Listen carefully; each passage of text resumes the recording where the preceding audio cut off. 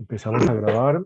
Un cordial saludo para las ¿Listo? personas que asistieron hoy al encuentro y sobra también, no sobra también saludar a los compañeros que están siguiendo este club virtual de lecturas filosóficas a través de los videos en YouTube.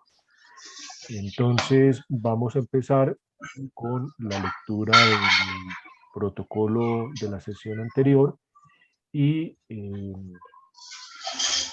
segundo momento será como un acercamiento, no, un acercamiento no, un diálogo más bien en torno a esas impresiones que nos causó la lectura de Heidegger. ¿Sí? Hemos pasado por diferentes textos, Platón, Cicerón, y empezamos a leer a Heidegger. Entonces, mm, vamos a ir pensando el tipo de respuesta en torno a esa pregunta de las impresiones, esos cambios de tres textos y las impresiones que hubiesen generado la lectura de esos dos parágrafos de Ser y Tiempo. eh, digamos que incluso también no solo el texto, sino el autor. Entonces empecemos, por favor, Brian, con la lectura del protocolo. Listo, el protocolo corresponde a la sesión del 17 de abril de 2021 que se denominó Vivir bien, serenidad y interés ante la muerte. Cicerón, Disputaciones Tusculanas, 95 a 119. Desarrollo. La sesión inició con la lectura del protocolo redactado sobre el encuentro precedente. Una vez finalizado sin objeciones o sugerencias, enfatizó de forma provocativa para su análisis acerca de la manera en que la biopolítica, necropolítica y fobopolítica confluyen en las sociedades actuales para ocuparse de la administración de la vida, la muerte y los miedos. Esta situación se visibilizó en el contexto de la pandemia, donde la vida, la muerte y el miedo ocupan el principal espacio de atención. El desarrollo del diálogo se estructuró en tres momentos. Primero, descripción o identificación de la manera en que se efectúan los ritos o actos fúnebres en diferentes contextos sociales. Segundo, reflexión sobre el respeto por el cuerpo o el cadáver en un escenario bélico. Tercero, prolegómeno de la lectura de la obra de Heidegger, Ser y Tiempo. Por el primer tema, se inició analizando la idea que gravita en la mayoría de ritos fúnebres sobre lo que pudo ser, así como el reclamo del perdón y la reconciliación entre los que quedan y quien partió. La muerte como un mal, bajo estas líneas, definitivamente se circunscribe en aquellos que quedan, en los que el fallecido puede representar cierta sensibilidad, traducida en el dolor de enfrentar la soledad o el posible olvido. Más allá de la idea negativa sobre la muerte, citando la producción audiovisual Coco, se aludió a la posibilidad de concebir la muerte como gozo.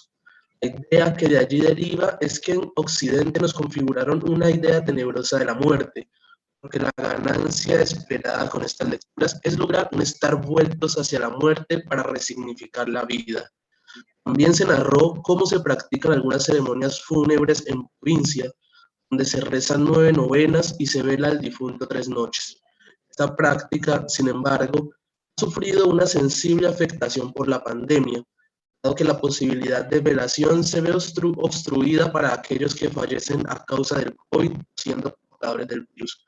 Este límite frente a las tradiciones fúnebres recuerda que el fenómeno de la muerte puede ser leído desde múltiples perspectivas, incluso como acontecimiento social. En esa línea, cualquier afectación de sus elementos circundantes puede afectarnos a nosotros. Con estos apuntes, se presentó como conclusión de las disputaciones tusculanas: después de la muerte no queda sensibilidad alguna, circunstancia reiterada por Cicerón. El destino del cuerpo es lo de menos y por ello debe mantenerse la serenidad, afirmando el bien vivir con la grandeza del alma y el desdén de las cosas humanas. En el segundo momento, se planteó la cuestión del irrespeto por los cadáveres en el marco del conflicto.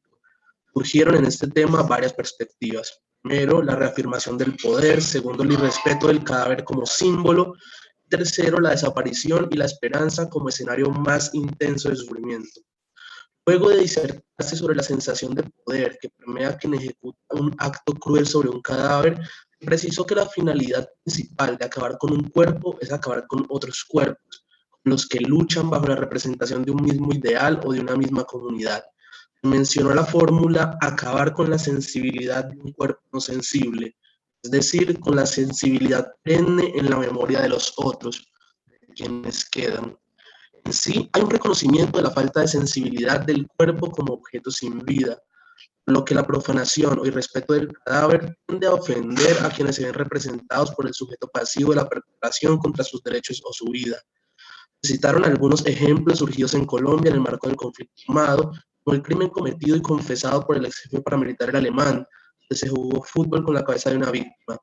Resaltó la dimensión simbólica de estos actos crueles contra el cuerpo, en orden a significar la relación bidireccional entre el simbolismo como factor de intensificación de la violación de derechos humanos y como posible escenario de revictimización. Se concluyó con un argumento en favor de la reconstrucción de memoria histórica consistente en la crueldad que engendra el desaparecimiento de una persona, en cuyo caso, citando precedentes incluso de la Corte Interamericana, se ha considerado el delito de desaparición forzada como de los más atroces contra los derechos humanos, siendo la aparición, vivo o muerto, la única forma de finalización de un ciclo y resurgimiento de quien queda.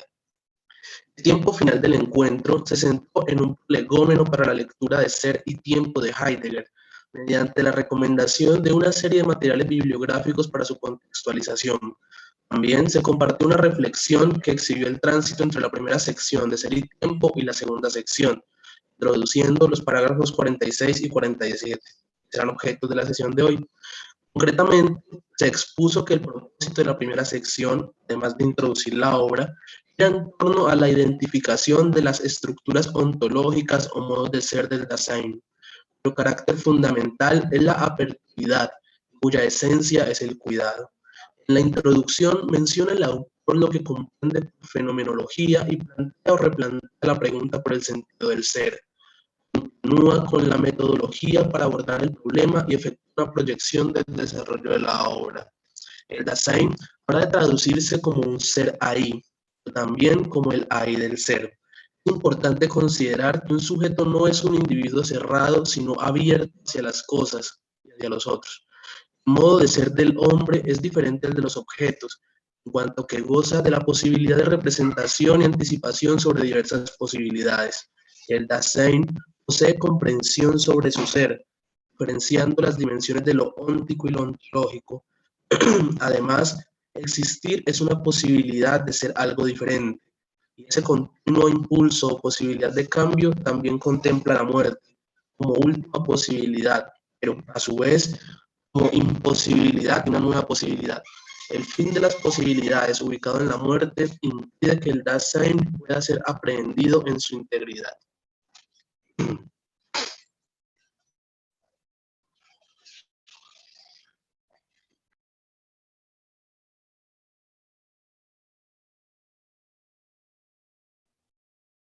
Muchas gracias, Brian. Queda abierta entonces el espacio para las observaciones que puedan, que sean necesarias realizarlas en torno a este protocolo. Por mi parte está muy completo. Recuerden que un protocolo, a diferencia del acta, el acta señala específicamente sujetos, fulanito dijo esto, fulanito dijo esto, fulanito dijo esto. El protocolo destaca más las ideas en discusión, los acuerdos, los disensos también. ¿Sí? Registra el, el desarrollo de la sesión, sus tensiones, sus discusiones, y en ese orden de ideas, por mi parte, no agregaría ninguna cuestión adicional. ¿Quién más tiene alguna observación respecto al protocolo?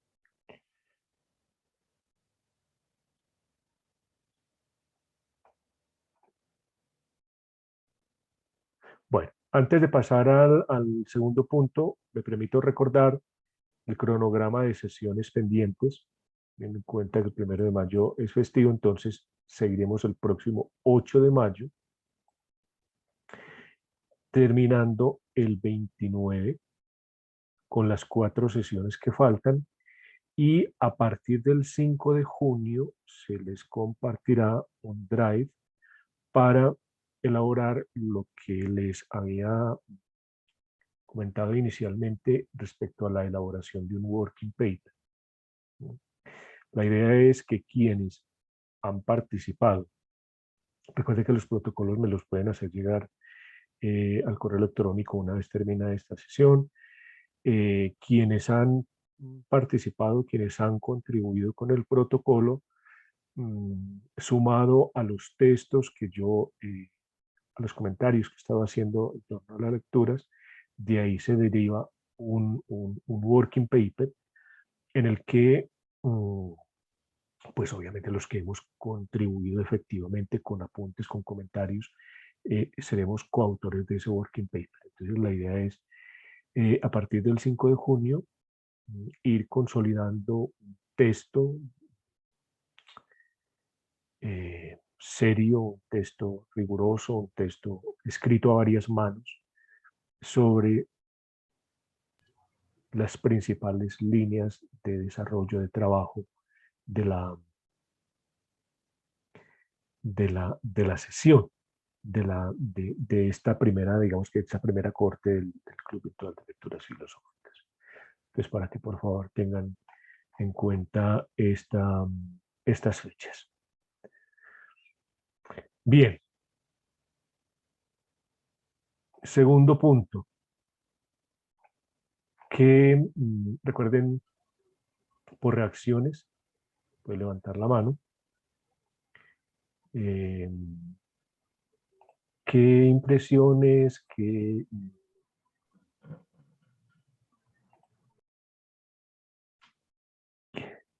situación les generó haber cambiado de Cicerón a Heidegger? Relativamente eran 2 textos cortos, ¿sí? Pero lo que ofrecía en brevedad el desafío de la profundidad, los conceptos. Quienes alcanzaron a escuchar incluso los audios que les sugerí sobre los programas de Heidegger en Palabreando con Sofía. ¿Quién desea intervenir? Yo, Jorge, adelante por favor, van levantando la mano. bueno, Jorge Bryan. sí, Heidegger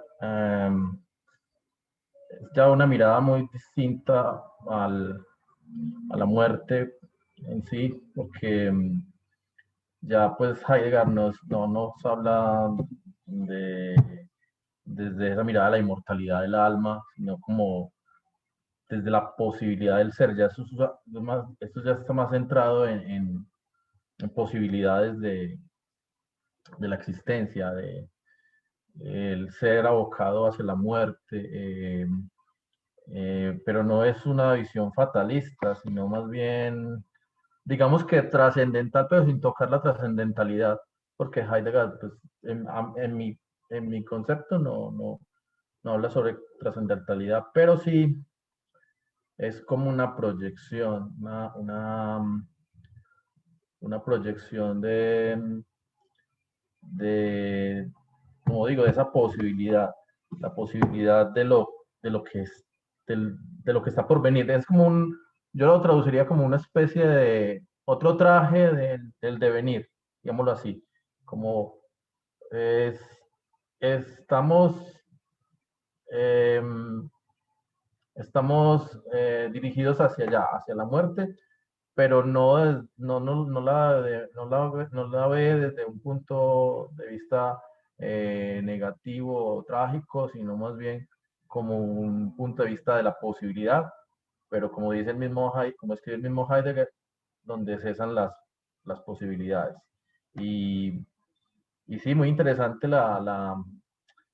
todo este desarrollo de Heidegger en cuanto al ser, que hace como una diferencia con lo éntico, y eso para mí es muy original en relación a otros pensadores como Parménides o Heráclito, que han tocado el mismo tema ya pues desde la filosofía antigua y aún desde, yo creo que alguien que ya se acerca más al pensamiento de Heidegger de antes sería el mismo Spinoza. Hay como una relación ahí, pero Heidegger como que le pone otro matiz y cuando toca la muerte pues es supremamente interesante tocar la muerte como una posibilidad, pues eso creo que es original en él. Gracias. Jorge, gracias por tu intervención. Te hago una pregunta para que la respondas luego de seguir la intervención. Entonces, Brian, Ana María y don Fernando, piensa en esta pregunta que quisiera hacerte, bueno, a vos y a todos. ¿Cuál es la diferencia que habría entre el devenir y el advenir?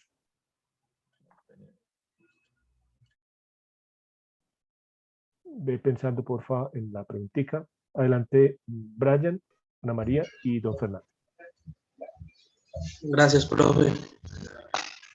Eh, eh, la primera impresión que me deja a mí el texto de Heidegger es, de alguna forma, Brian, esa que tenemos. disculpa, si te puedes poner un manos libres para que el sonido sea más, o es cuestión de mi equipo. ¿Qué me dicen los compañeros? ¿Se escucha bien o es cuestión de mi equipo? Es que tiene una interferencia ahí de sonido y entonces se escucha un poco ruidoso, pero no sé realmente si es la conexión a internet, que yo lo estoy dudando, Creo, o sea, más bien creo el que de pronto, micrófono como tal. Vale. creo que puede ser la conexión allí con el video apagado, ¿mejora o no? No, no ha mejorado. Bueno, entonces voy a buscar los manos libres y Es que entonces, O de pronto la... es interferencia, porque cuando es mala conexión, como que el audio se corta y vuelve, no se mantiene constante en el ruido. listo, Vale. voy a soltar, profe, entonces ya paso con mi intervención ahorita. Espera, compañero. Vale, entonces, por favor, Ana María, don Fernando, y mientras que Brian resuelve su problema. Y Edwin Tamayo. Adelante, por favor.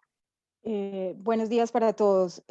Bueno, más que, digamos, hablar específicamente como de las diferencias, para mí ha sido como tal vez la densidad y como lo acaban de poner tal vez en el chat, el tipo de texto, el tipo de escritura que tiene, digamos, este autor y que pues yo estoy iniciando, digamos, en este tema, pues digamos como filósofa en formación y pues para mí es como la complejidad que he entendido de ese texto, porque básicamente uno tiene que, cada línea tiene palabras, tiene como frases que uno tendría que empezar a como a volver a replantear y no es una lectura que uno puede hacer continua, entonces para mí ha sido más bien como la dificultad.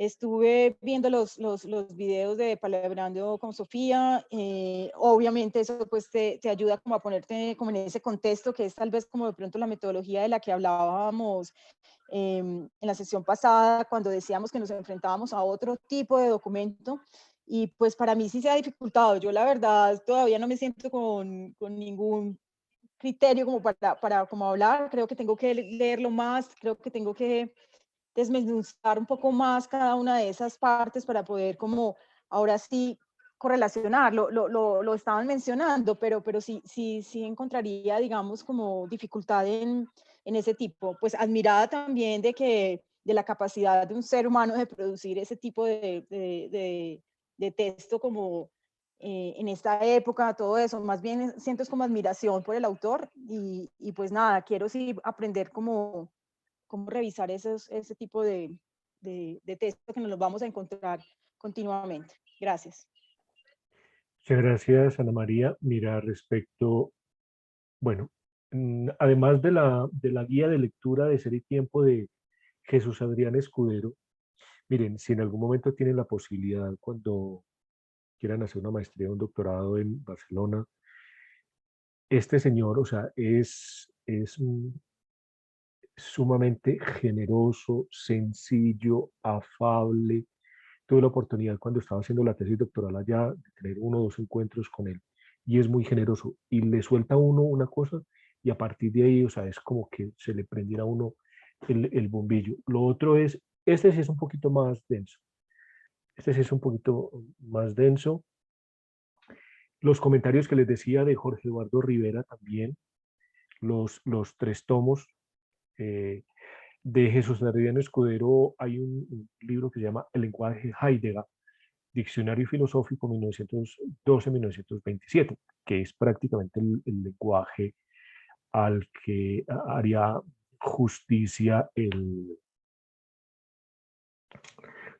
o más bien, que se corresponde con la época. Sabemos que en Heidegger por lo menos hay unos 3 momentos de su vida intelectual y cada uno de sus momentos tiene una jerga completamente distinta. Es denso, a veces cae uno en sus trampas lingüísticas. Realmente yo, o sea, he leído a Heidegger, no me considero un Heideggeriano, para nada. Lo he leído, para mí es un autor de paso, no de llegar, por muchas cosas, ¿sí? Por muchas cosas. Entonces les sugiero como esas herramientas, esas ayudas. Sigue don Fernando, Brian y él.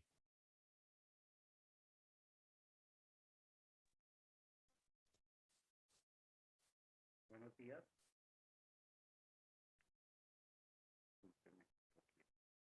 Buenos días, ¿me escuchan? ¿Aló? ¿Me escuchan? Por mi parte no se le escucha fuerte y claro. Entonces voy a ajustar aquí y luego tomo la palabra. Bueno, mi hermano, entonces, nuevamente, Brian, a ver cómo sigue.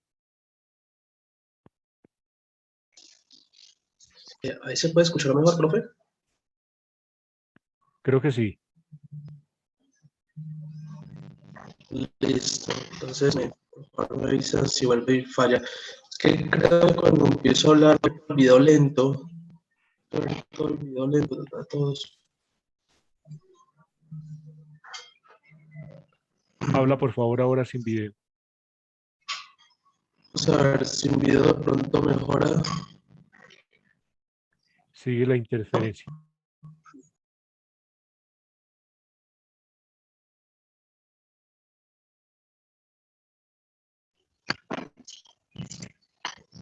Por desgracia es una Voy a tratar de interferencia. otro internet. O si estás conectado en el PC, cable al módem, no por Wi-Fi, sino con cable, creo que mejoraría la. Bien, don Fernando, No sé si me escuchan ahora mejor o... fuerte y claro, sí, mi hermano, adelante, por favor. Ok, muchas gracias. Sobre Heidegger coincido con lo que expresaba la compañera Ana María. Se encuentra uno con un pensador bastante denso. En estos días he estado también trabajando, pensando, reflexionando sobre Kant. Indudablemente dos filósofos complejos en que cada una de sus expresiones tiene un significado claro y muestra, en la medida en que uno se adentra, encuentra a veces mucho más de lo que aparentemente está diciendo. Con Heidegger me llama la atención que este escrito que tuvimos para el día de hoy, esta lectura, es bastante diferente a otra que también cayó a mis manos en estos días, se llama La época de la imagen del mundo, de Martin Heidegger también. Y realmente, o sea, son dos estilos diferentes. Me llamó mucho la atención.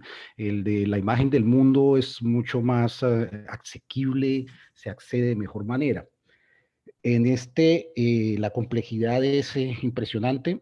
Indudablemente responde y trata busca plantear la cuestión del ser, la pregunta del ser, me llama la atención de manera significativa esa búsqueda de quitar la dualidad objeto y sujeto, y ese ánimo de dar el sentido a la vida no con aquella conciencia como elemento pertinente del diario vivir, sino como precisamente eso, el estar con, el participar de un devenir, pero tratando de mirarlo desde toda su integridad, como dice él, desde que se toma conciencia hasta el momento en que se pierde un poco la conciencia de él, pero no con el ego, no con el yo, sino el estar viviendo. La terminología es difícil para mí, bastante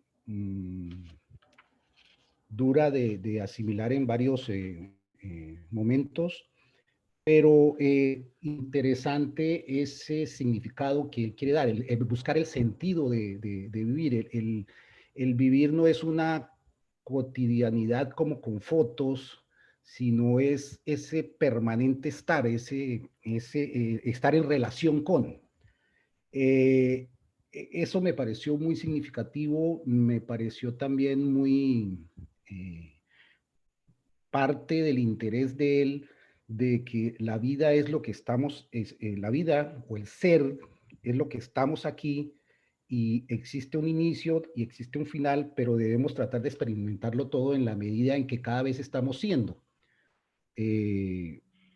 No sé si de pronto la pregunta del devenir y el advenir, el devenir es como estar en el momento, el estar ahí cuando le llegan las cosas. El advenir me parece a mí que es como anticiparse a ese devenir, tratando de llegar a ese estar ahí con una preconcepción, una preconceptualización de lo que viene para vivirlo mejor. Eso es lo que no he podido definir, en especial cuando miré el texto en donde habla o titula la aparente imposibilidad de una aprehensión y determinación ontológica del estar dentro del Dasein, en el sentido en que la integralidad, lo que dice Heidegger es que la integralidad del Dasein pues se ve dificultada en cuanto a su posibilidad, en el sentido de no poder ser ahí en la muerte, porque el ser ahí en la muerte es donde termina el Dasein, pero sí puede verlo y busca la forma de tener esa experiencia, porque al fin y al cabo el ser ahí es estar allí, es estar en la relación, es vivir ese momento, y hablar del ser no como una de las características, sino el ser en sí mismo, el ser como actividad. Vuelvo y digo, complejo para mí, interesante y muy, muy rico en lo que genera en cuanto a buscar entender la forma de ver el ser de una manera diferente a como venía la tradición o a como pudimos detectarlo en lo que expresaba Cícero. Muchas gracias. Muchas gracias, don Fernando. Entonces, por favor, Edwin, Tamayo, Brian y Jorge.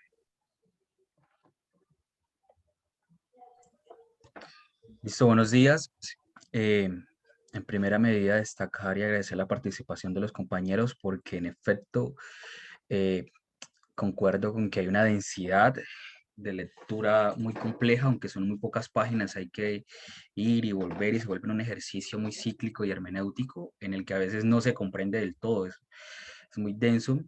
Y porque además, con respecto a otras obras, yo que hace poco hice un trabajo sobre el origen de la obra de arte con Heidegger, pues es una lectura mucho más práctica, más fácil, un poco más accesible de leerla de corrido, pero con este Ser y Tiempo no se puede, hay que volver a la frase anterior, a la palabra y esta terminología.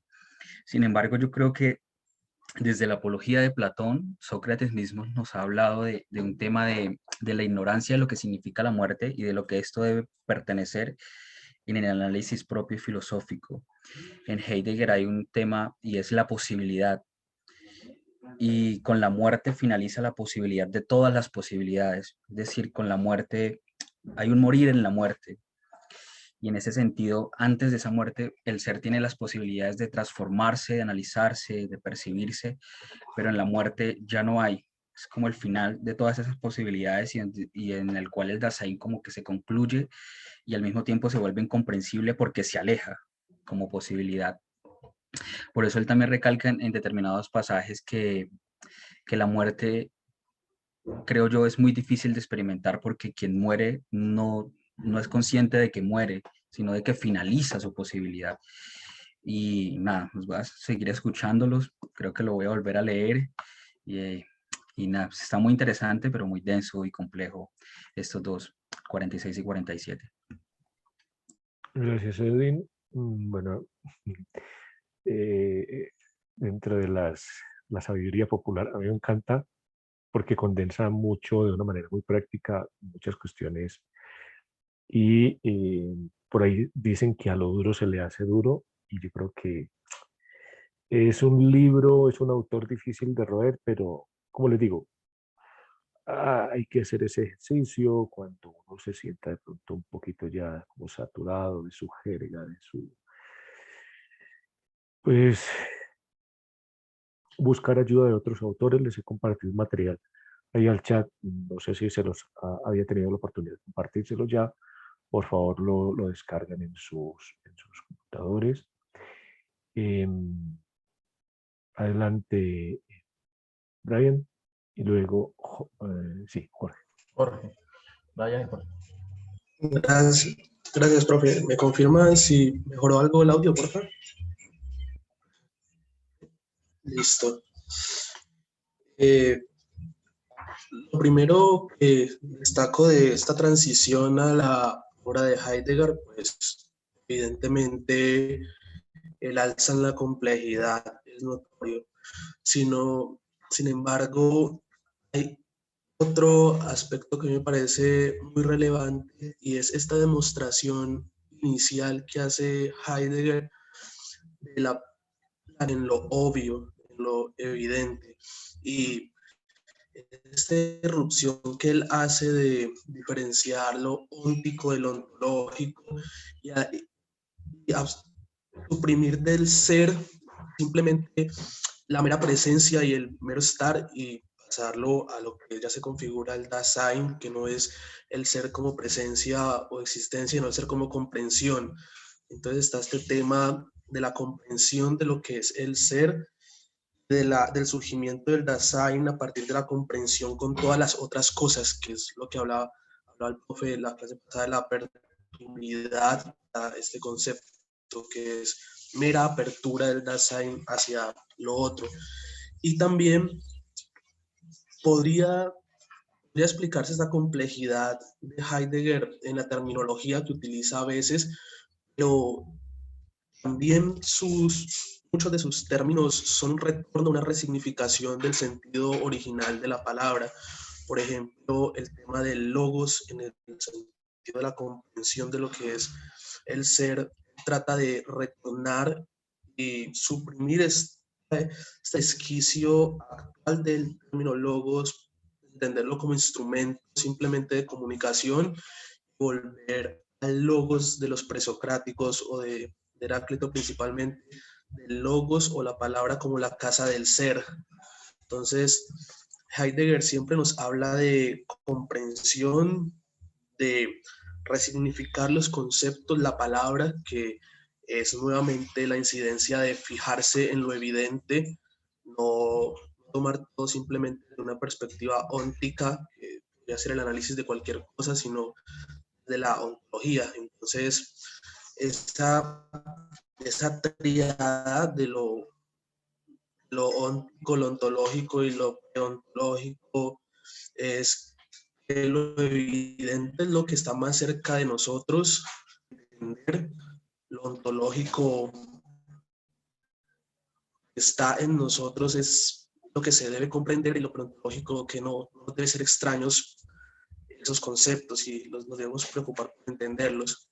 Entonces, eso, como esas perspectivas del texto son las que me llaman mucho la atención, el pasar fijándose por la existencia y la comprensión de la muerte como una de las posibilidades de tantas que tiene el hombre mientras existe, es también muy interesante porque él plantea la muerte como una posibilidad del ser, y el ser pues ya es algo que se ubica en la presencialidad, en el instante, el ser impregnado de instante, mientras que la muerte como fin, las posibilidades de no ser un instante sino un estar. Y es la diferencia entre ese verbo ser y el estar. El lenguaje de Heidegger es complejo, y escuchaba más bien la entrevista que enviaron los compañeros la sesión pasada de Eduardo Rivera. Tiene 2 entrevistas buenas en YouTube. Escuché 2, y en la segunda hablaba precisamente de esto, de que en Alemania carecían de, como lo entendemos nosotros, de ese verbo estar. Entonces, posiblemente por esa ausencia encontremos mucho la muerte como una posibilidad del ser, no tanto como un estar, que ya es la presencia óntica más que ontológica. Gracias, Brian. Adelante, Jorge, por favor.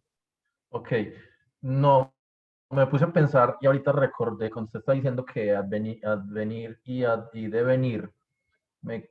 Recuerdo que allá en el contexto cristiano nos hablan de Adviento, y ese advenir pues está relacionado con eso.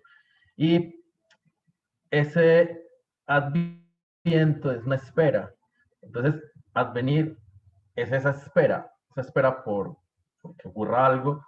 Dentro del cristianismo se da como en varios momentos, en el advenimiento pues que nos lleva a lo de la Navidad, y también con el querigma de los cristianos, que es Cristo ha muerto, Cristo ha resucitado, Cristo volverá.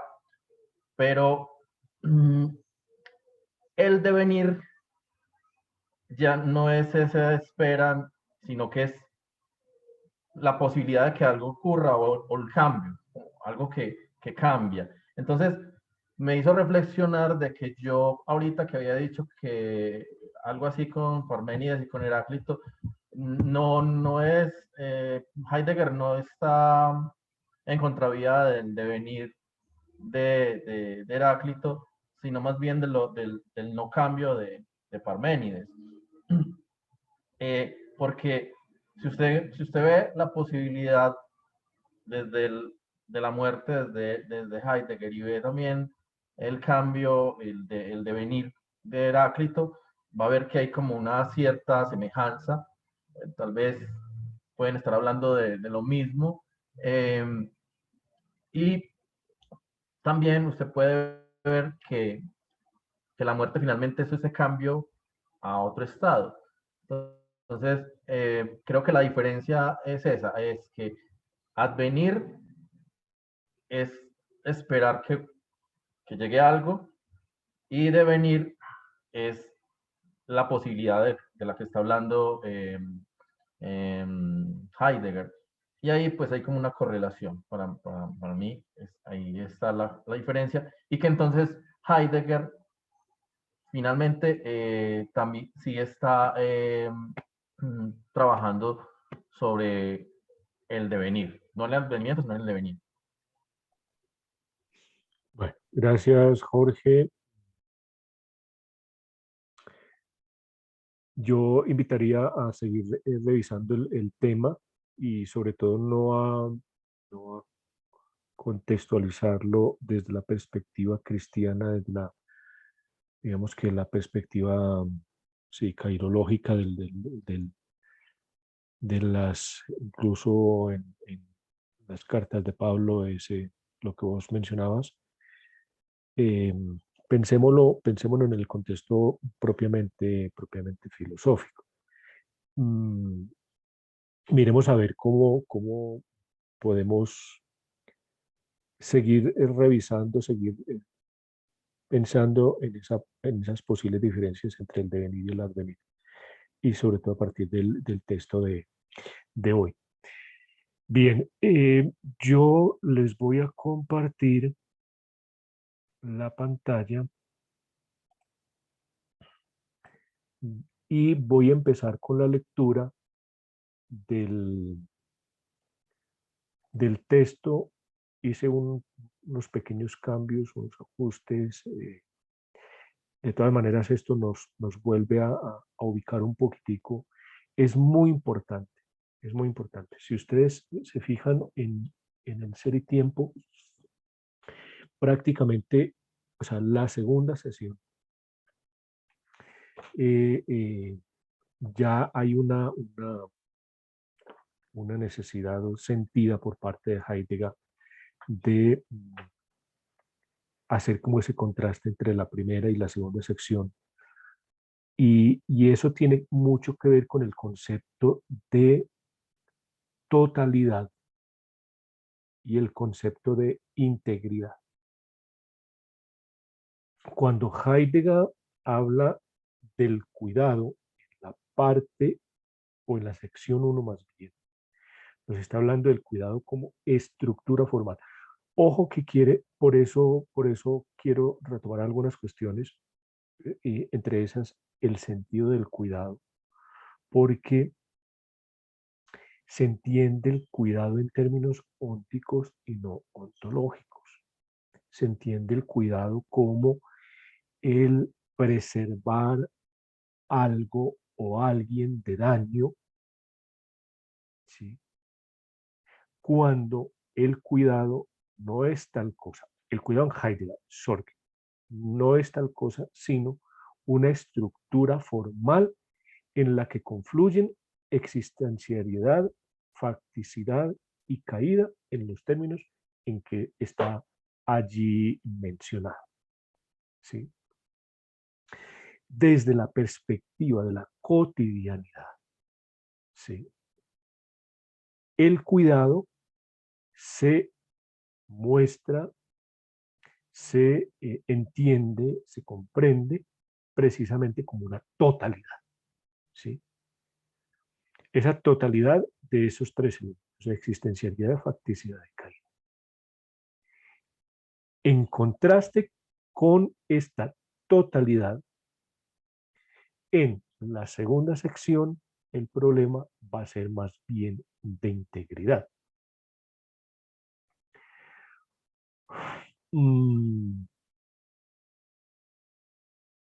Uno podría decir que en esta primera parte, en la hermenéutica de la cotidianidad, de la primera sección,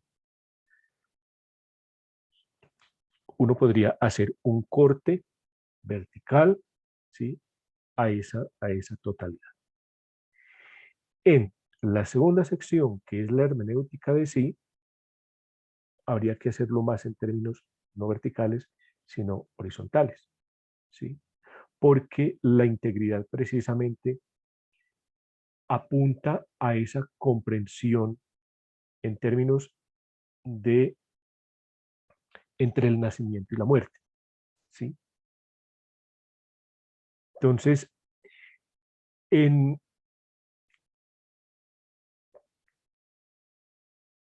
la segunda sección, ya obviamente no se trata tanto de hacer una analítica del Dasein, sino precisamente ya de responder por el sentido del ser en general, ¿sí? Recuerden que la analítica del Dasein era un pretexto, era digamos que una condición o una tarea previa, porque pues si el Dasein es aquel ente en el que inicialmente hay una comprensión del ser, ¿sí?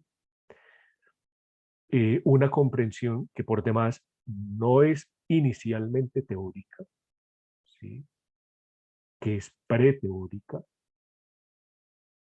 Entonces, ese era el sentido de la analítica del Dasein, y ya en la segunda sesión, pues el propósito es responder por el sentido del ser en general, ¿sí? Y eso hace que también sea necesario volver a revisar muchas cuestiones de dichas en la primera sección. Ahora,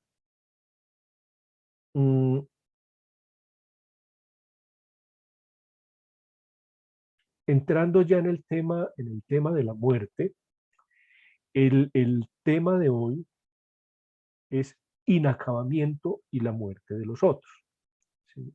Entonces vamos a acercarnos a esas cuestiones,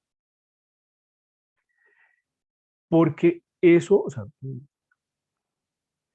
cuando una cosa es sumamente densa, pues obviamente hay que analizarlo, y ese análisis supone que uno se ve en la necesidad de dividir, de separar, de mirar un concepto, de mirar la relación entre los conceptos, en fin. Entonces, ese es el ejercicio que yo en este texto, a partir de este párrafo, los invitaría a poner la atención. A la comprensión del sentido del ser en general se llega solo si el Dasein es originariamente interpretado en sí mismo. Ya no desde la perspectiva de la cotidianidad, sino al Dasein en cuanto tal. Y esto quiere decir no solo adecuación al fenómeno Dasein, sino hacer entrar en el haber previo, dado de las personas, los conocimientos, los contextos, su integridad o unipetalidad, ¿sí? De ahí la necesidad de pasar de una hermenéutica de la cotidianidad o de la impropiedad, ser entre el nacimiento y la muerte, ser lo que se hace, ser lo que tenemos, o ser aquello de que nos ocupamos, a la hermenéutica de sí, ¿no? Existencia abierta a su poder ser más propio, o de la propiedad o integridad. Mire, sobre este idea,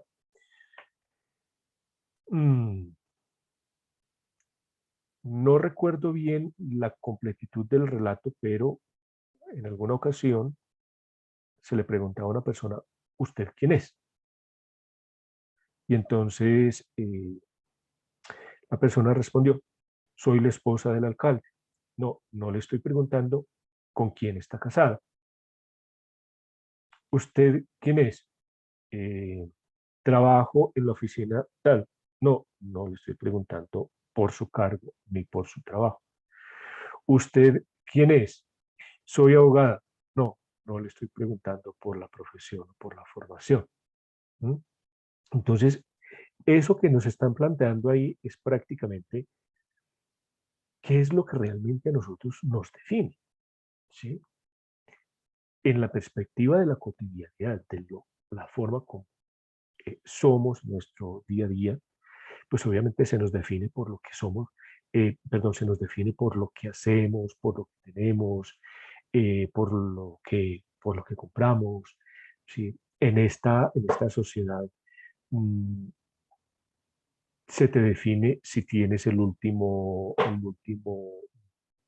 celular de alta gama, para no hacerle propaganda a ninguna marca, el último celular de alta gama o el último carro de alta gama, o si vive en cierto sector de la ciudad, te definen por eso también, ¿sí? Eso es lo que hay que problematizar, eso es lo que hay que poner entre paréntesis, eso es lo que no hay que tragar entero. Dasein no solo nombra una totalidad en el cuidado, sino un poder llegar a ser entero. Dicho de otra forma, no solo nos relacionamos en un plexo de relaciones significativas, lo que decía don Fernando ahora, sino que lidiamos con una deuda nosotros.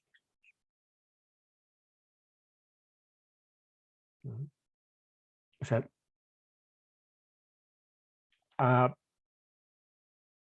en estos días para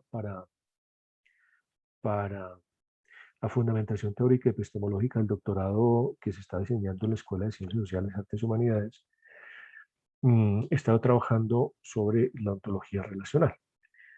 Y precisamente, pues, el asunto de la relación, ¿sí?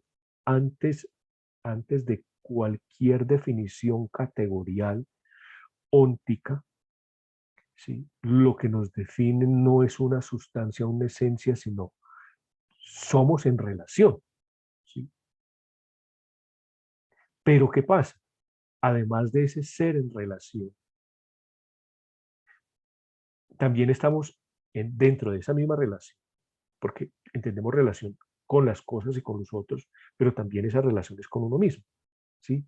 Y en esa relación con uno mismo está precisamente ese estar en deuda, ¿sí? Mm,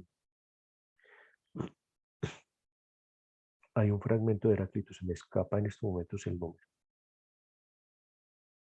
y es cortísimo, solo 2 palabras, hartura e indigencia, ¿sí? Ese es el ser humano. Por un momento, por un lado, en una dimensión, estamos en esa dimensión de la hartura, ¿sí? Saturados de cosas, de personas, de propiedades, de títulos, pero por el otro somos completamente indigentes, necesitados, ¿sí? Aún no nos hemos liquidado en nuestro ser, aún no hemos llegado a esa integridad, ¿sí? Por ello, existir propiamente es estar pendiente de un resto que podemos ser, estar abiertos a algo más, incluso a la muerte misma, con la cual solamente es posible un estar entero. Mantenernos en esta apertura del poder ser solo es posible en el querer tener conciencia de sí como un resto pendiente. Existimos en una permanente inconclusión, en un acabamiento, abiertos a un resto pendiente. Ahora, ojo a esto, que quiero como prevenir una mala interpretación en en la idea que está, digamos que tratando de explicar este párrafo. El inacabamiento no es una imperfección. ¿Es que somos imperfectos? No, ojo que no es por ese lado. Si usted entiende el inacabamiento como imperfección, lo está sustrayendo del ámbito ontológico y lo está reduciendo al ámbito óntico.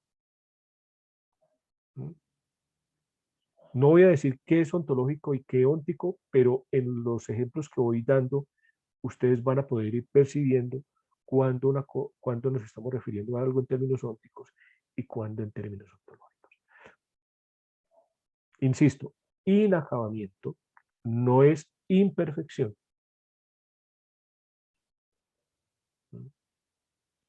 Retengan esa cosita, por favor, esa ideita. Aquí es donde entra la tarea de la tematización de la muerte. Si el Dasein es especialmente un poder ser que se nos revela en el querer tener conciencia, lo que en otros términos sería conciencia moral, pero el problema es que para nosotros, sobre todo en nuestro contexto, la conciencia moral tiene una connotación completamente religiosa. Entonces, una concreción de esta radica en la posibilidad de estar vuelto hacia la muerte, o el ser para la muerte.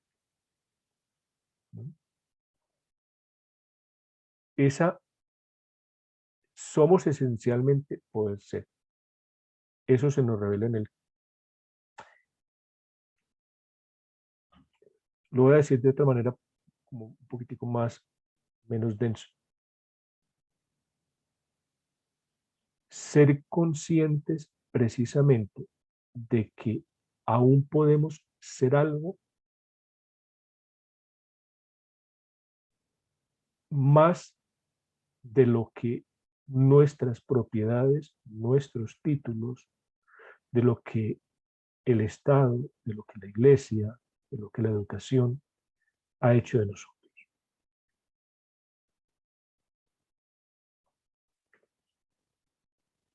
Y eso empieza por ahí. Se concreta en este estar vuelto hacia la muerte. Ese estar vuelto hacia la muerte es lo que se va a analizar, ¿sí? Porque estar vuelto hacia la muerte o ser para la muerte ha sido interpretado de una manera vulgar es decir, no filosófica, tragicista o incluso, o sea, es que uno escucha de pronto en algunos contextos, sobre todo cuando le están enseñando a uno filosofía en el bachillerato o en la universidad incluso, es que ser para la muerte el hombre está condenado a morir. Aquí, Alejandro Vigo, en este libro de Ser y Tiempo de Martin Heidegger, un comentario fenomenológico, dice una cosa que me voy a permitir leer textualmente en la página 225. Contra lo que en ocasiones se asume erróneamente, la tesis heideggeriana según la cual la muerte, considerada desde la perspectiva que abre la referencia al ser del Dasein, solo es lo que es y a través del ser para vuelto hacia la muerte. Nada tiene que ver con lo que sería la pretensión, poco menos que absurda, de establecer la dependencia de la muerte, considerada como hecho bruto respecto del modo de comportarse respecto de ella por parte del Dasein. ¿Sí? Cuando esa consideración, insisto, vulgar, ¿sí?, de la muerte como un hecho bruto.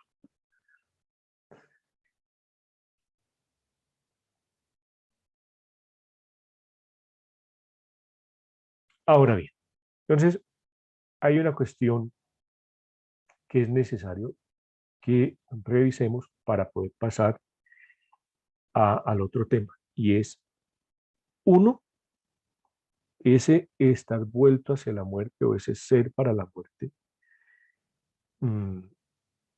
para poder lograr una comprensión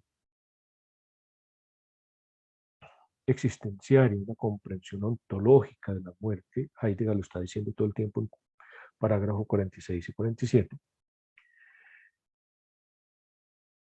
Dado que no tenemos una experiencia originaria de la muerte, es decir, no podemos vivenciar la muerte en el momento en que la misma nos llega, pues un camino sugerido es la muerte de los otros.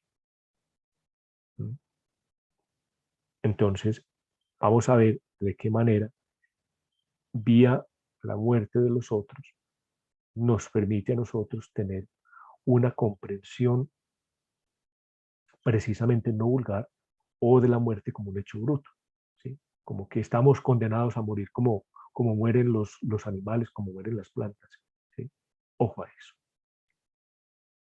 En la muerte de los otros se nos presentan dos fenómenos. Por un lado, el que muere no existe, no está más en el mundo, ya no tiene ninguna posibilidad de ser. Por el otro, el que muere termina como Dasein, es decir, ser ahí, y comienza como mero estar ahí. Dicho de otro modo, deja de ser un resto pendiente para comparecer como restos. ¿Sí? Los restos fúnebres, se escucha decir a los curitas o a las personas de la funeraria que están haciendo oches y panoches con esta pandemia. Ya no somos un resto pendiente. ¿Sí? Los otros ya no son, perdón, un resto pendiente. No tienen posibilidades, otras posibilidades de ser. Y comparecen,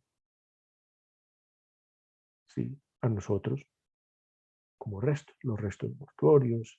¿Sí? Vamos a exhumar los restos, vamos a inhumar, ¿sí?, los restos. Con todo, la muerte del otro no le reduce a mera cosa corpórea. En alemán hay una ventaja, y le sugiero los seminarios de Solikon de Heidegger con Medard Bosch, un médico psiquiatra, creo que es.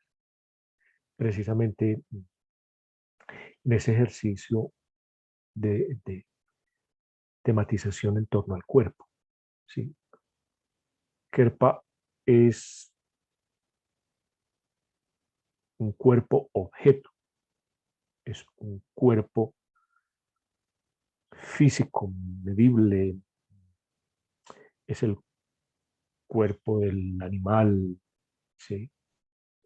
Life es el cuerpo vivo, el cuerpo orgánico, ¿sí? Entonces, la muerte del otro no le reduce a mera cosa corpórea, o sea, no es una masa ahí de huesos y carne, ¿sí? Por más que esté muerto, no se puede reducir a eso. Está bien que es sin vida.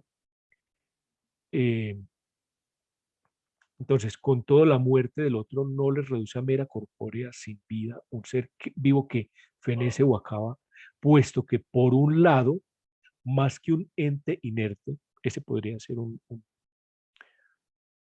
una, una comprensión del cuerpo en el sentido de Kerpar. Más que un ente inerte, es un difunto, ¿sí? Podríamos hablar de la diferencia entre cadáver y difunto, ¿sí? Cadáver es de un animal, ¿sí? Pero difunto se le dice al ser humano. ¿Mm? Es un difunto que de algún modo pervive en el recuerdo y en los afectos y con el cual nos relacionamos en el modo de la reverencia, ¿sí? Hay que rendirle memoria, hay que rendirle tributo. Voy a decir una cosa un poco dura, pero pues estamos en un espacio filosófico para que no lo traguemos entero, sino que lo meditemos. Se escucha decir en los velorios, es que no hay muerto malo. ¿Sí? ¿Qué quiere decir eso? ¿Mm? Por el otro, y sobre todo porque el otro existía, y como tal la muerte era una posibilidad que anticipaba, cosa que no puede ser un animal o una planta. El animal no anticipa la muerte. Es decir, el animal no es consciente de que va a morir. El animal no tiene plena conciencia de que la muerte es una posibilidad de su propia existencia, aunque sea la última posibilidad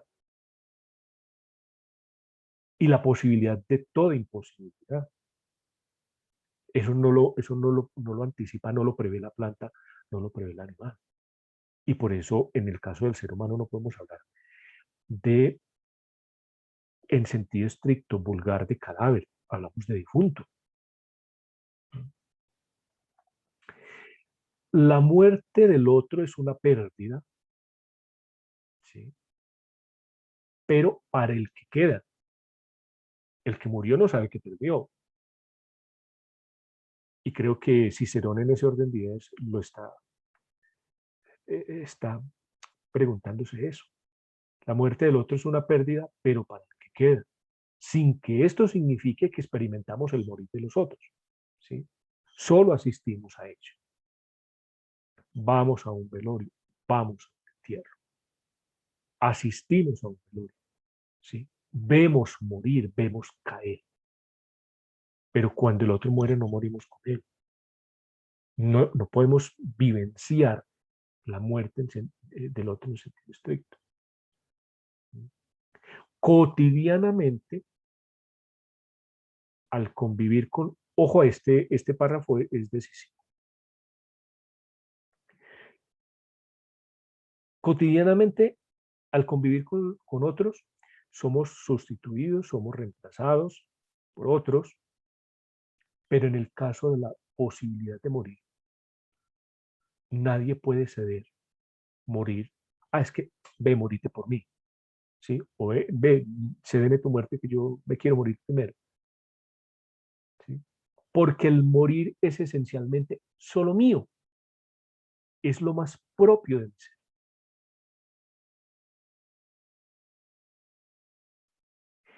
Y precisamente ese contraste en que cotidiana y regularmente en muchos ámbitos de la vida somos reemplazables. En las organizaciones constantemente están diciendo, las personas pasan, las instituciones quedan, ¿sí? Siempre nos están buscando un reemplazo en todo, en las relaciones de pareja, en las relaciones laborales, todo, ¿sí? Nadie se puede creer la Coca-Cola del desierto porque en cualquier momento somos sustituidos, somos reemplazados. Muy a pesar de eso, en el caso de la muerte, esa reemplazabilidad, esa posibilidad de ser sustituidos no ocurre con la muerte. Y entonces ese es la chispa que alumbra la habitación oscura de la existencia. Porque si cotidianamente, si en nuestra vida común y corriente, hoy más que nunca, en varios contextos se habla de la cultura del descarte, ¿sí? Esa sería otra expresión mucho más actualizada de esa posibilidad de ser reemplazados. Somos descartados por viejos, por feos, porque ya no producimos con la misma aceleración con que la empresa quiere que nosotros produzcamos. ¿Sí? Estamos en una cultura del descarte. Somos descartados constantemente en muchos ámbitos de la vida. ¿Mm? Pero la muerte nos revela que al menos con respecto a esa posibilidad misma de la muerte, no podemos ceder ni podemos ser reemplazados. ¿Mm? Y si eso es así, el morir es solo mío, es lo más propio de mi propio ser. Hay algo en mi existencia, que vale la pena ser retomado, desocultarlo y aún porque, pues, quien pasa de la hermenéutica de la cotidianidad a la hermenéutica de sí, no quiere decir que el que vive, el que es consciente de sí mismo, el que se apropia de su propia existencia, digamos que se aleja como una especie, como que se va a vivir a un topos urano, no. Dentro de la misma cotidianidad, dentro del, digamos que del mismo ambiente, de su día a día, es el cambio de mirada. ¿Sí? Uno de los elementos de la actitud fenomenológica es precisamente el cambio de mirada. No crean que cuando uno, vía filosófica, empieza a ganar espacios de libertad, ya uno deja de sudar y le deja de dar de cueca. Uno sigue siendo un ser humano en medio de las relaciones, solo que su actitud respecto a su existencia cambia. ¿Recuerdan lo que en otra ocasión les comentaba de para dónde va Vicente, para dónde va la gente? Pues eso ya se pone entre paréntesis. Ya Vicente no va para dónde va la gente. ¿Mm? En consecuencia, a partir de la irreemplazabilidad que nos revela la muerte, es justamente esta la que nos muestra también nuestra integridad. ¿Sí?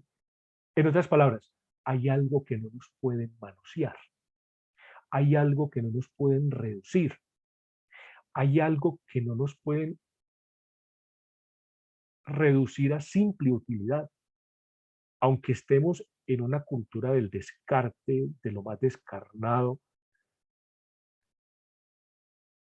llámese dignidad, llámese libertad, hay algo que no nos pueden arrebatar y que no podemos ceder sobre todo, porque el peligro, hay una lucha constante precisamente en que se nos arrebate eso. Pero lo malo no es esa lucha, lo malo es cuando cedemos voluntariamente lo que somos, la dignidad, la libertad. Es justamente esta la que nos muestra también nuestra integridad y por tanto nuestra singularidad o individualidad, el ser cada vez mío.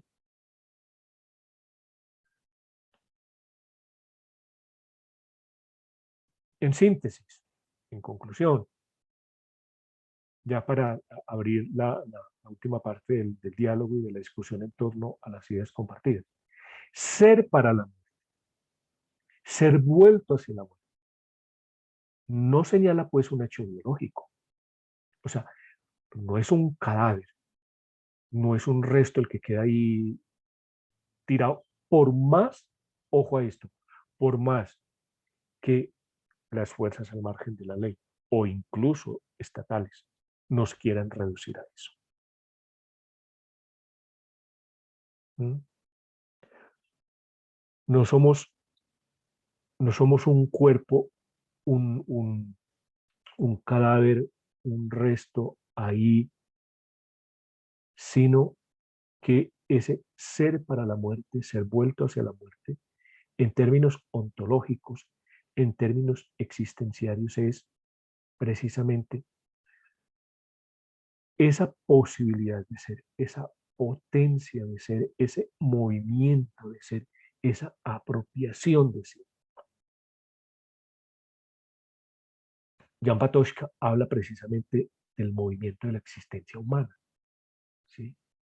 Ese todavía no, esa posibilidad de ser, ese resto que somos, ese inacabamiento, es revelado por la muerte, siendo la última posibilidad, ¿sí? Nos devuelve precisamente que mientras que ese todavía no está en ese plano del todavía no, tenemos que apropiarnos de las otras posibilidades de ser.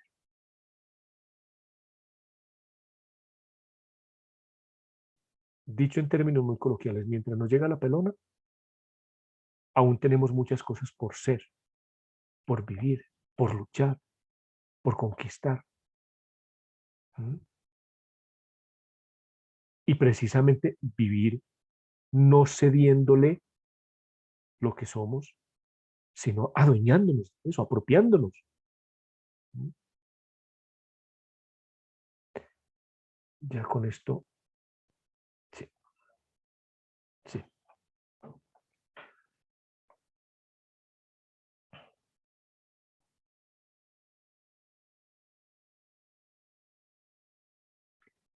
Miguel, adelante, por favor. Muy buenos días, doctor Einar, y a todos los compañeros. Estuvo... Con profe es suficiente, mi hermano. Ok. Estuvo muy bonita su exposición sobre dos parágrafos de ser y tiempo. Y yo quería, pues, yo leí los parágrafos de la traducción de José Gauss. Es un poco más compleja, pero también tiene algunas cosas como para resaltar.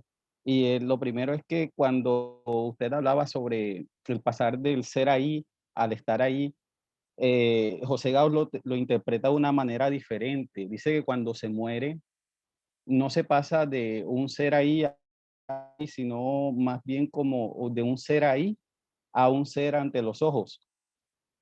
Le da esa terminología, un ser ante los ojos, porque dice que el ser nunca puede irse de la esencia, así sea sin vida, del hombre.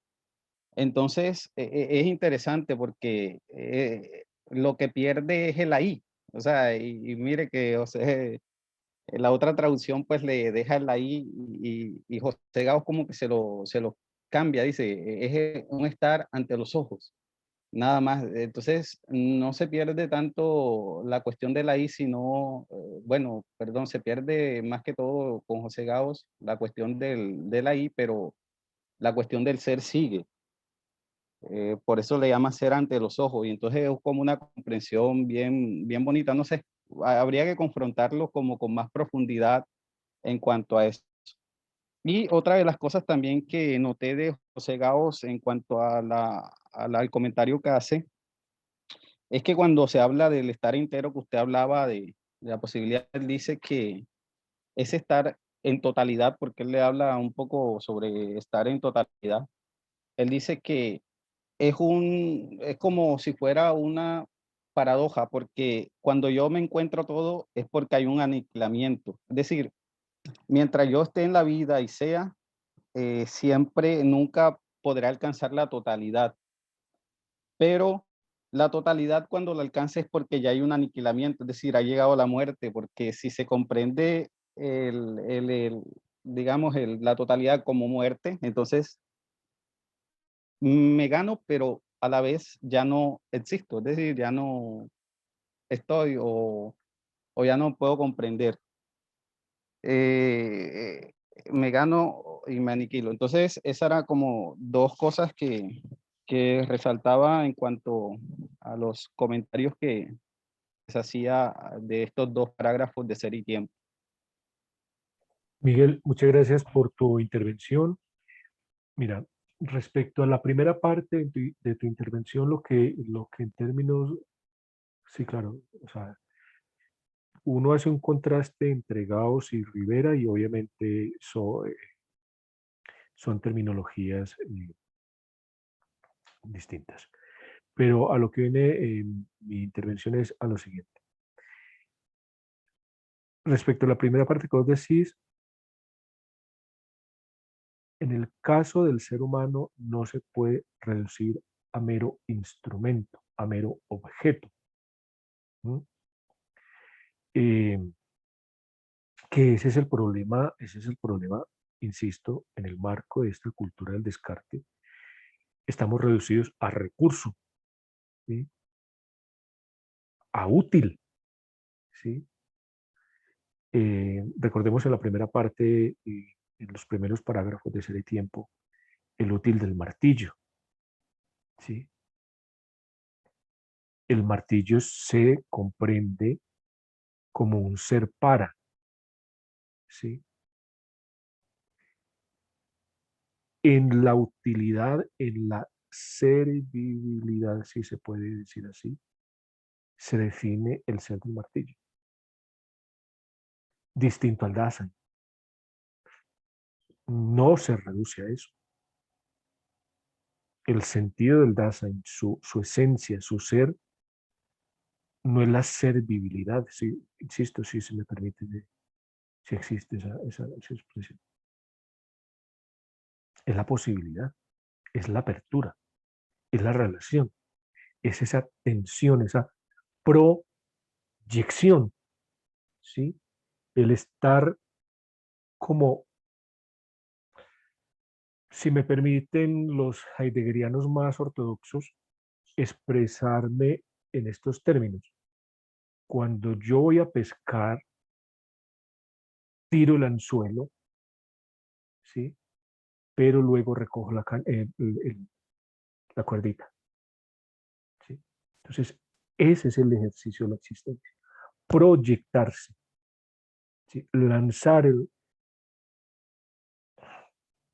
anzuelo en el mar de la existencia y ganar un poquitico de mí cada vez, ¿no? El problema de la totalidad, que era tu segunda parte, Miguel, de tu intervención, el problema de la totalidad, que precisamente, insisto, me atengo más a la traducción de Rivera, porque Rivera sí hace distinción entre totalidad e integridad, ¿no? Recuerden, el cuidado como estructura formal de esa totalidad, ¿sí? De existencialidad, facticidad y caída. La integridad, ¿sí? Ya no es en el marco de la hermenéutica de la cotidianidad, sino la integridad en el sentido de lograr, si se me permite también, pasarlo a expresiones nietzscheanas, hacer de mi propia existencia una obra de arte, de tal manera que si se acepta la tesis del eterno retorno, cada vez quiera vivir esto que estoy viviendo aquí y ahora. ¿Sí?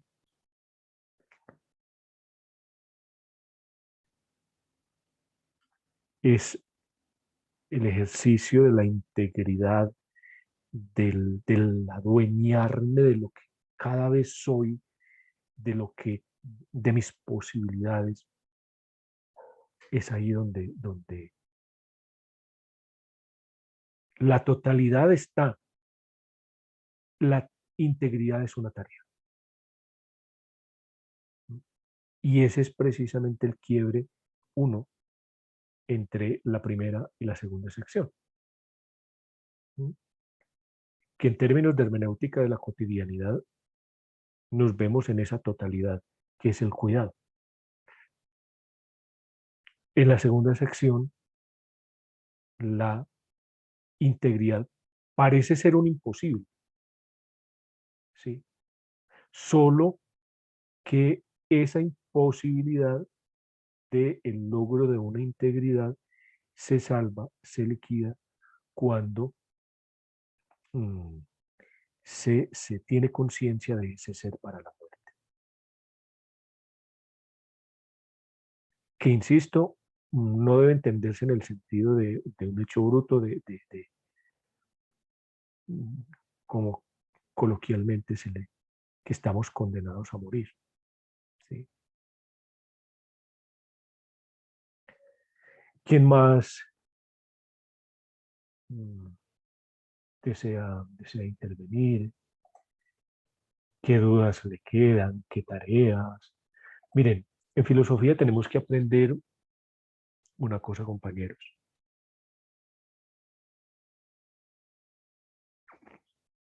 Hacer filosofía no es tanto capturar respuestas, sino abrir preguntas. ¿Sí? No se trata tanto de recitar cosas de memoria, sino formular cuestiones. Y si en estos momentos queda una pregunta abierta en cada uno de ustedes, cada uno de nosotros,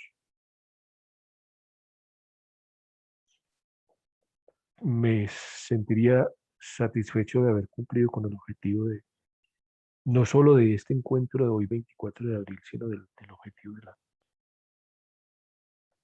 de esta primera corte. Perdón, Edwin Bryan.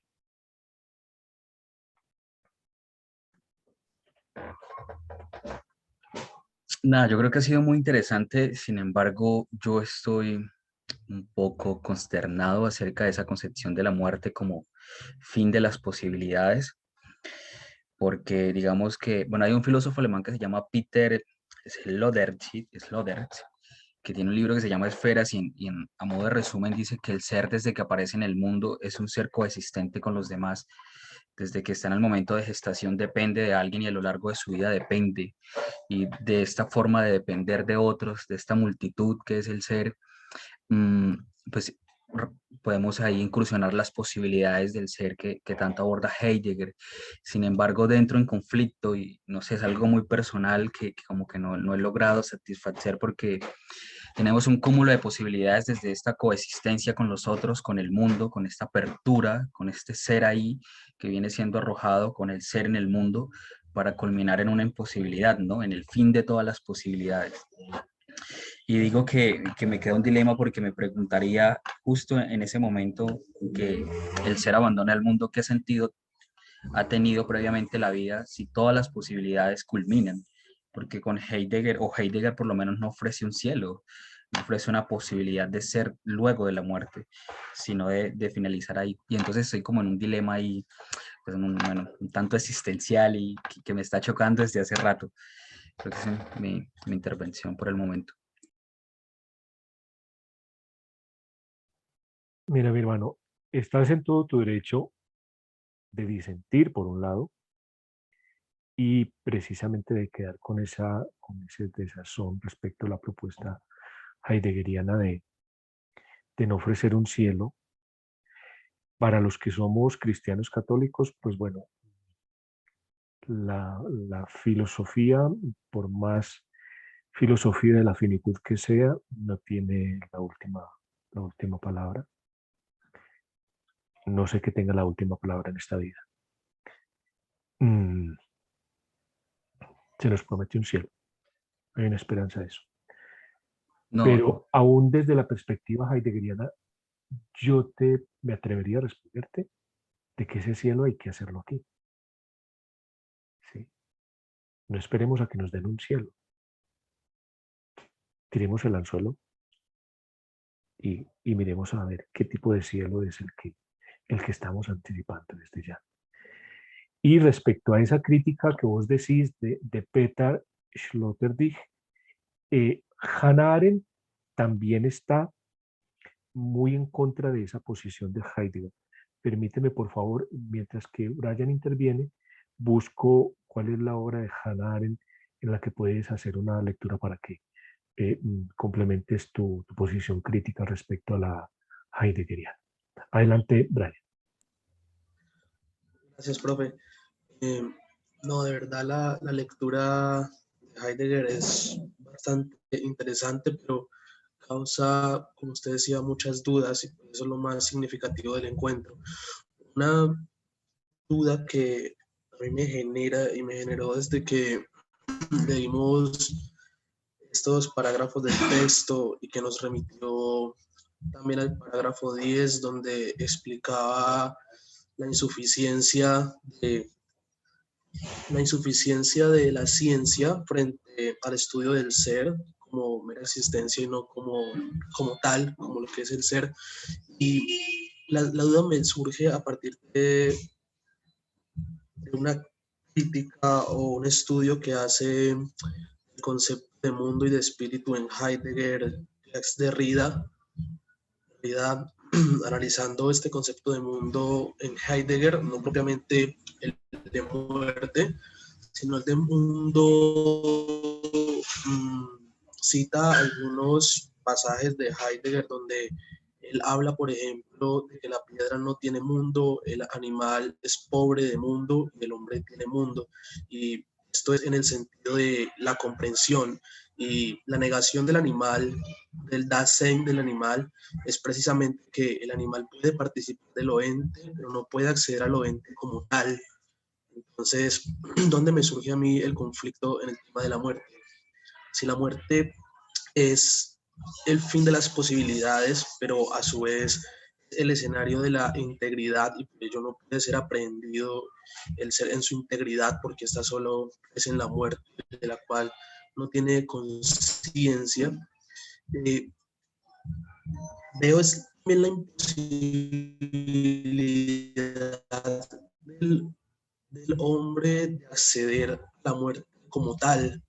No accede a la muerte como tal y en sí no sería una posibilidad. No podría reconocerse tampoco como posibilidad del Dasein, porque el Dasein se constituye por el acceso a lo ente como tal. El hombre no tiene acceso en términos de comprensión o racionales sobre la muerte, salvo estar vuelto hacia la muerte y entender que es una posibilidad, pero como tal, ese instante de la muerte no le encontraría la diferencia en la muerte como suceso, por ejemplo, en el animal, en el hombre, que el animal carece de Dasein porque no accede a la cosa como tal, al ente como tal, pero el hombre tampoco accede a la muerte como tal, más que en términos puramente materiales, por decirlo de alguna manera.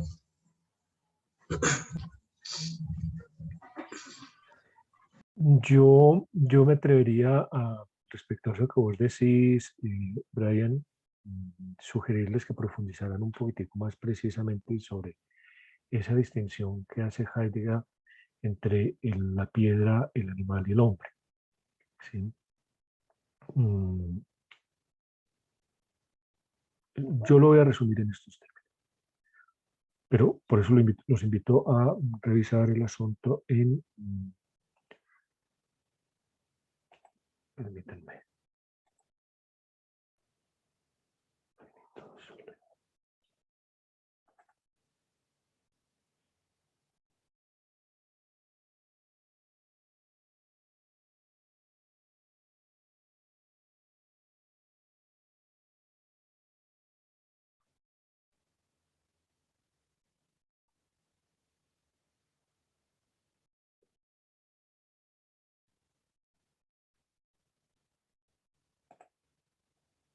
Un momentico, por favor, lo busco.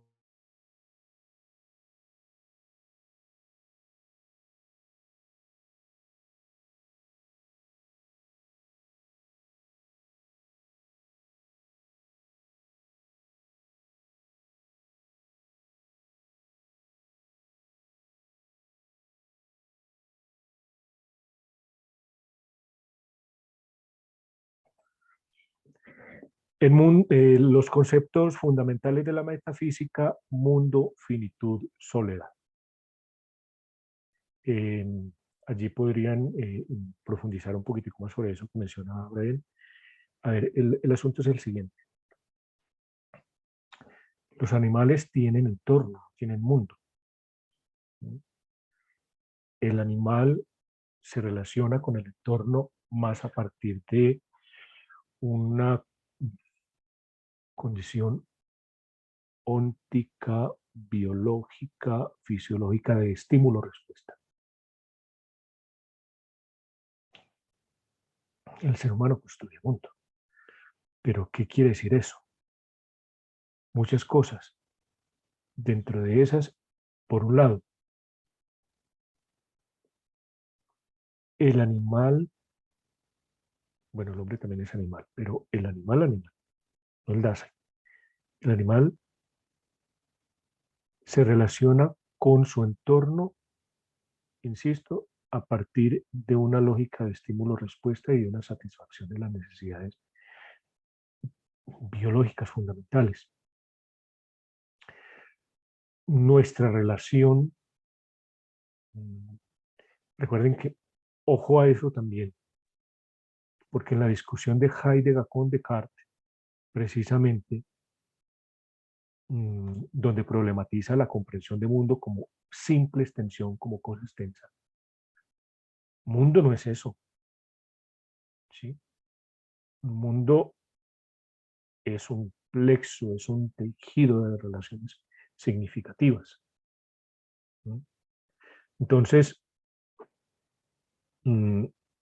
precisamente el hecho de que el ser humano tenga mundo, es porque en esa relación o en esa relacionalidad, en esa apertura, no lo hacemos única y exclusivamente por supervivencia. ¿Sí? Si mi relación con el otro es una relación única y exclusivamente por conveniencia, por necesidad, por satisfacer una necesidad biológica, es reducir al otro a instrumento.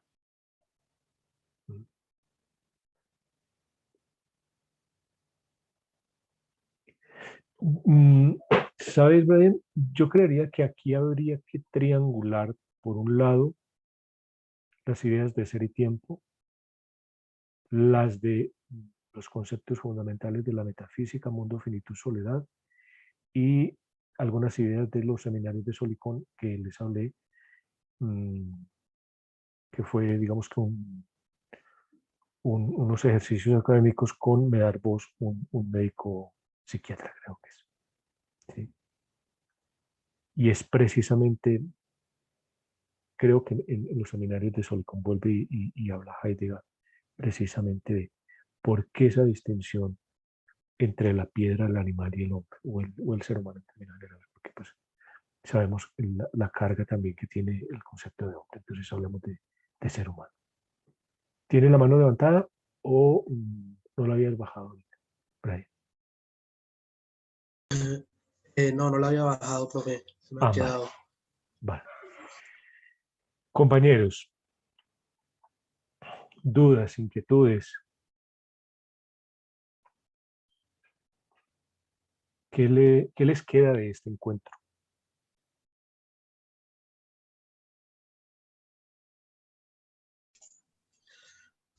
Adelante, Miguel. Perdón. Miguel y luego Brian, entonces. Adelante. No, es una inquietud muy, digamos, bastante personal, digamos, en ese sentido, en lo que ustedes relacionaba de que Heidegger, bueno, a mí me gusta mucho leer algunas cuestiones de Heidegger, y usted decía que usted lo considera un filósofo de pronto de pasar, pero no como de llegada. Entonces, yo quería preguntarle por qué usted considera, cuáles son las citas. A ver, digamos que me coge como con los calzones abajo, porque pues, responder a esa pregunta de una forma argumentada, sensata, tendría que tener muchos más elementos. Pero yo diría dos cosas. La primera, porque en Heidegger se siente ese vacío en términos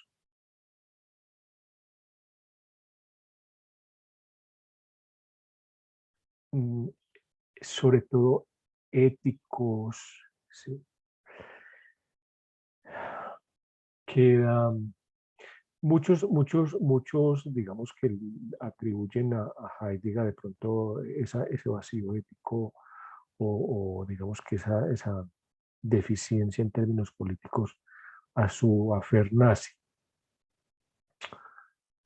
Gadamer es uno de los que dice bueno, o sea, todo mundo se equivoca, tiene derecho a equivocarse.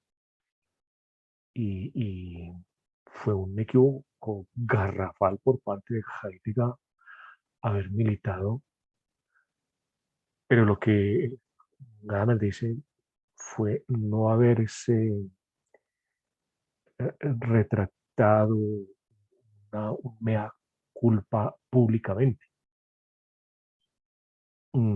Aunque hay otras fuentes que dicen que de pronto Heidegger incluso en algún momento lo hizo de una manera no muy abierta, de que incluso estuvo en una clínica de reposo a partir de un evento de suicidio, en fin, no sé si sean elementos como para considerarlos, pero cuando uno empieza, digamos que cuando uno hace ese recorrido por la obra heideggeriana, uno se encuentra como que, bueno, sí, o sea, es un tipo genial, pero y entonces, ¿qué queda después de todo esto? ¿De qué manera se sigue viviendo en una comprensión del ser desde la finitud? Lo que decía ahorita de pronto Edwin, ya en términos cristianos o sea, sí, más allá de este mundo no hay cielo, entonces, ¿qué sentido tiene tanta lucha? Mm, Dos, y creo que es mi mayor argumento, Miguel, en estos momentos para responder a tu pregunta. La filosofía no puede ser una búsqueda de respuestas en un autor. La filosofía tiene que ser una formulación de una pregunta y una búsqueda, obviamente, precisamente en aras de respetar esa comprensión del mundo, de relaciones, de apertura al otro. Pues obviamente otros que han buscado antes que uno, en otros horizontes distintos a los de uno, pues buscarlos, ¿sí? Pero Pero cuando uno utiliza a un autor como punto de llegada, o sea, te está cerrando a otras posibilidades, a otros autores, a otras lecturas, a otras comprensiones, a otros ejercicios, ¿sí? Eh, que es precisamente la forma como yo no comprendo la filosofía, la modernidad. Uno de los peligros de la modernidad, la hipertrofia del yo, es precisamente ese enclaustramiento en sí mismo. Y una de las virtudes que nos trae la contemporaneidad es precisamente esa apertura a la alteridad. Entonces, decir que Heidegger es un autor de paso y no de llegada es precisamente eso. ¿Sí? No creer que él tiene la última palabra ni la verdad absoluta sobre la existencia, sobre la filosofía, sobre las cosas. Es verdad que es muy valioso, sobre todo el último Heidegger, qué significa pensar, ese ejercicio de volver a abrir el pensamiento en términos heideggerianos a la vecindad con la poesía, pero ¿por qué no también a la vecindad con la mística, con el arte? ¿Sí? Creo que sobre todo ese segundo argumento sería más la razón de ser mm, para responder a tu pregunta, Miguel. Brian.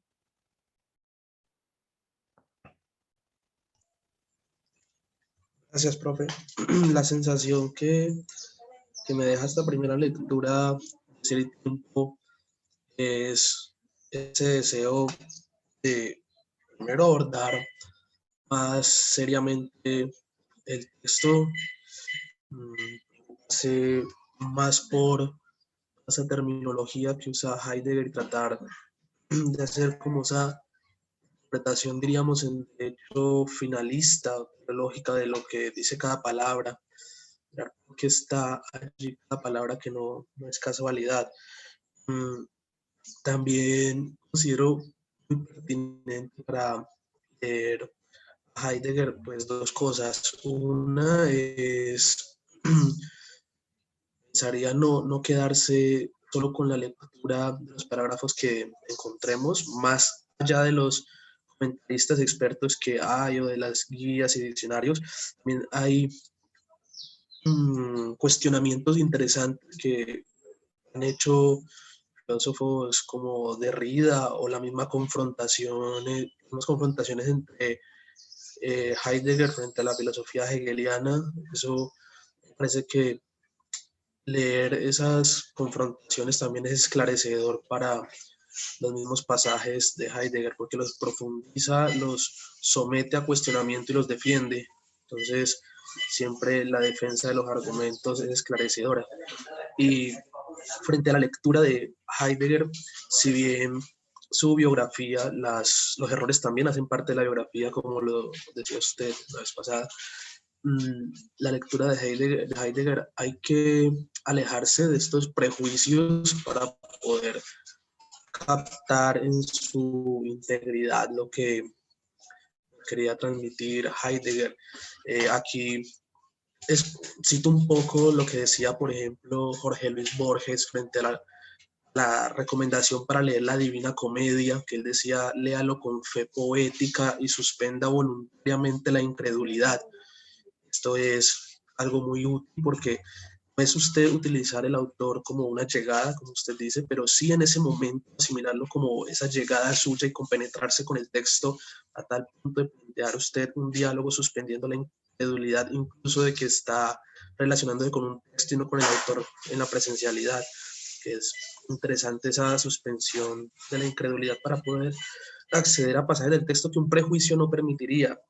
Y incluso si te aterra tanto el tema de actitud de Heidegger frente al periodo nazi, el mismo Heidegger, uno podría encontrar que trató de retractarse al final y defenderse. Por ejemplo, en una carta de 1945, Heidegger explica que él pensaba que comprendía este movimiento político un poco más allá, entendiendo lo nacional diferente al nacionalismo en términos, un término biologicista y racista de cómo se hizo el tema. Él trata de explicar que él distinguía lo nacional de eso, incluso esperaba que Hitler se retractara de lo que hablaba. Entonces, pues podría darse la licencia a Heidegger en ese sentido y suspender la incredulidad previa a sus lecturas para acceder más a fondo. Muchas gracias. Mira, gracias a vos, Brian. Bueno, sigo recomendándoles esta guía que está en la biblioteca de la UNAD. Aprovechen ese recurso, por favor. En los 2 volúmenes están, ¿sí? Lo otro, se me olvida en estos momentos el nombre del libro de Giorgio Agamben. Hay un pasaje donde dice, mire, es que no es justificar, no es hacer una defensa de ese hacer, sino de comprender en su justo contexto qué pasó ahí. Y lo otro es sugerirles también que lean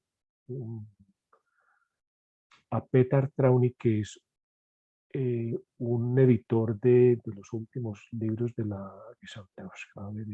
Heidegger, de las obras completas. Creo que uno no sé cuáles son los tomos que Petar edita de los cuadernos negros. ¿Sí? Recuerden que esa edición de esos cuadernos negros fueron los que levantaron como mayor ampolla respecto a esa affair de Heidegger con el nazismo. Entonces, sí, a mí me parece muy valioso lo que dice Brian, es superar los prejuicios, ir al contexto, entender, gracias Edwin, entender incluso la historia del pueblo alemán, de qué es lo que pasa antes, desde dónde se empieza a sentir esa no sé cómo llamarlo, la verdad. Pero también en el caso de Heidegger en particular, volviendo al tema de que nos convoca en ese tiempo, recuerden que prácticamente hasta 1929, en 1930 quizá, ya es lo que los heideggerianos, los expertos, hablan de la vuelta, del viraje. ¿Sí? Entonces, saber ubicar también las obras en el contexto, no solo en el contexto de la ubicación social, política, económica, histórica, sino también en el contexto de la obra del autor, ¿sí? Que no se puede trasladar un sentido, digamos que del primer Heidegger al último Heidegger, ¿sí? Son esas prudencias también hay que tenerlas en el manejo de los textos para uno, obviamente no caer en anacronismos, pero también no caer en contradicciones para no hacerle decir al autor lo que él no está diciendo. ¿Sí? Creo que con eso podríamos dar por terminado si no hay ninguna otra intervención hasta el momento. Muchas gracias, compañeras, compañeros. Recuerden entonces nuestro próximo encuentro para el 8 de mayo con la lectura del parágrafo 48. Y el tema, el resto pendiente, el fin y la integridad. Insisto, apóyense de esos materiales que les he compartido en el chat y de los que hay en la biblioteca. Un fuerte abrazo, un buen almuerzo y feliz fin de semana. Cuidarse bastante. Muchas gracias. Feliz fin de semana a todos.